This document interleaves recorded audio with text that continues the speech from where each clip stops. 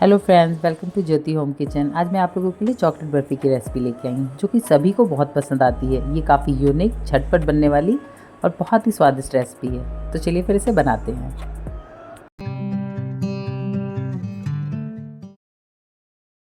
यहाँ मैंने 500 ग्राम खोया लिया है और इसे अब मैं धीमी आंच पर अच्छी तरह से भूनूंगी।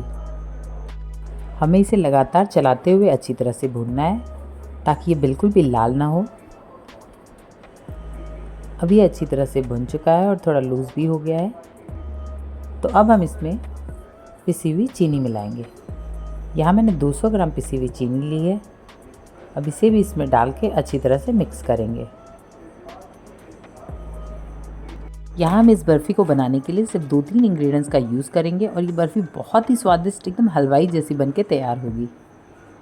अब हम इसमें आधी छोटी चम्मच इलायची पाउडर डालेंगे और इसे भी डाल के अच्छी तरह से मिक्स करेंगे।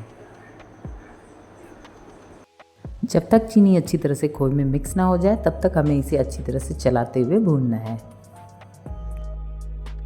आप किसी भी ओकेज़न या फेस्टिवल में इस बर्फ़ी को बना सकते हैं। ये बहुत ही इजी और झटपट बनने वाली बहुत ही टेस्टी रेसिपी है। अब हमारा मावा जमने के टेक्सचर में आ चुका है। तो अब हम इस ट्रे में घी लगा के इसे अच्छी तरह से ग्रीस कर लेंगे। हमें चारों तरफ अच्छी तरह से घी लगाना है। अब हम इसमें से आधा मावा अपने ट्रे में डालेंगे।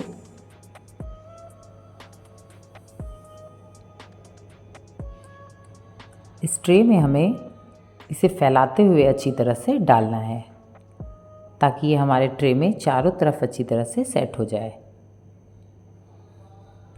हम मावा की लेयरिंग चारों तरफ बराबर मात्रा में करेंगे ताकि ये ट्रे में चारों तरफ बराबर सेट हो जाए।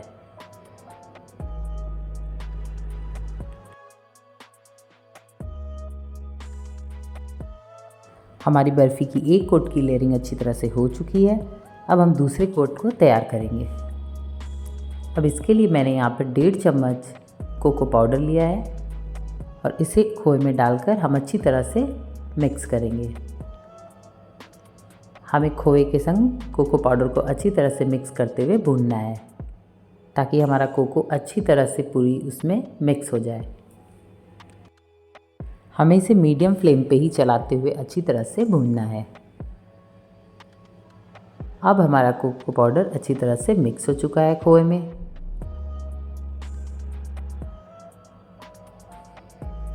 तो अब हम बर्फ़ी की दूसरी लेयरिंग करेंगे। अब हमें इसे पहले लेयर के ऊपर धीरे धीरे से चारों तरफ स्प्रेड करते हुए डालना है। हमें चारों तरफ बराबर बराबर मात्रा में डालना है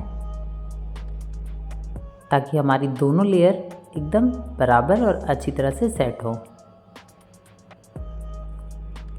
दूसरी लेयर डालने के बाद भी अब हम इसे चम्मच से चारों तरफ अच्छी तरह से प्रेस करके सेट कर देंगे। अब हमारी दूसरी लेयर भी अच्छी तरह से लग चुकी है। तो अब हम थोड़े पिस्ता और बादाम से इसे गार्निश करेंगे।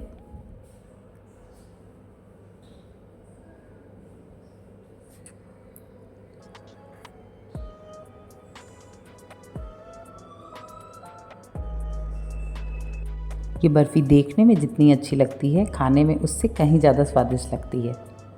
अब हम इसे अच्छी तरह से ठंडा होने देंगे और ठंडा होने के बाद इसे फ्रिज में रख देंगे सेट होने के लिए।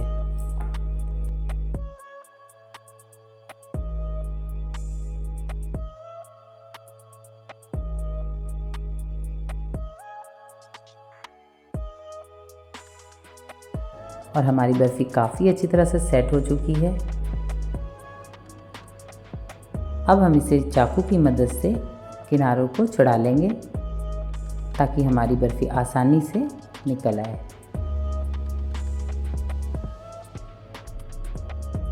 हमने इसे अच्छे से घी से ग्रीसिंग की थी तो ये आसानी से निकल जाएगा। बस हम थोड़ा सा टैप कर देंगे और ये देखिए हमारी बर्फ़ी निकल गई। अब मैं आपको इसे कट करके दिखाती हूँ।